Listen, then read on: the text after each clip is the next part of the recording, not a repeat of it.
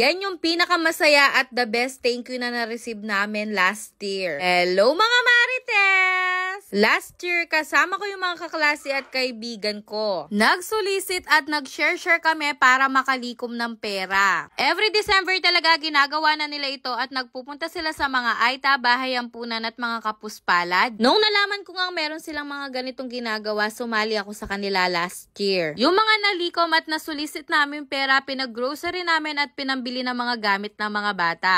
Last year nga, yung pinuntahan namin yung Bahay Ampunan sa May Lubao, Pampanga. Yan yung mga pinag-grocery namin at yung mga iba naming nalikom na pera, nag-order kami ng mga tumbler ng mga bata at iba pang mga laruan. Nung nalaman ko nga ang Bahay Ampunan yung pupuntahan namin, talaga namang sobrang na-excite ako kaya sinama ko yung anak ko at yung asawa ko. Gusto ko kasing mamulat yung anak ko sa mga ganito para pag lumaki siya, gagawin niya rin tong mga ganito. Pagdating nga namin dito sa Bahay Ampunan, nagtulong-tulong na kami para maibaba yung mga bibigay namin para sa mga bata. Alam nyo, hindi pa man kami nag-uumpisa sa mga oras na yan, pero sobrang nagagalak na kaming makita yung mga bata. Bukod nga sa mga ipamimigay namin sa mga bata, yung mga sumobrang nalikom namin pera, pinambili rin namin ng mga pangangailangan nila dito sa loob ng Bahay Ampunan. Gaya ng mga bigas, canned goods, mga gatas at marami pang iba. Pagdating nga namin dito, nagtulong-tulong na kaming ayusin yung mga ipamimigay namin sa mga bata. Last year, December namin to ginawa at first time ko nga sumali sa grupo ng mga kaklase at kaibigan namin. Habang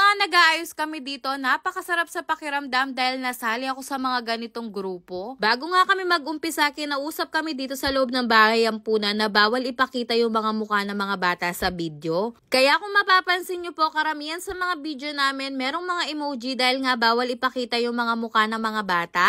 Habang nga nagpapagames kami sa mga bata, makikita mo talaga sa mga mukha nila yung tuwa at saya. Sa mga oras nga na yan, pare-parehas kami parang lumulutang dahil hindi mo talaga alam kung anong mararamdaman mo. Kung magiging masaya ka ba or magiging malungkot dahil nga sa kalagayan ng mga batang to. Sobrang nakakadurog ng puso at talaga namang nakakahiyak habang nakikita namin yung mga bata. Yan yung mga volunteer na nag-aalaga sa kanila at mga naging nanay-nanayan nila dito sa loob ng Bahay Ampunan. Nung nandito nga kami, talagang hindi namin napigilang umiyak magkakasama. Nakakalungkot at nakakadurog ng puso. Kung paano nakayanan ng mga magulang ng mga batang to na iwan at pabayaan na lang sila ng ganito. Sa mga musmus nilang edad, naranasan na nila yung pananakit at pang-aabuso sa mga sarili nilang mga magulang.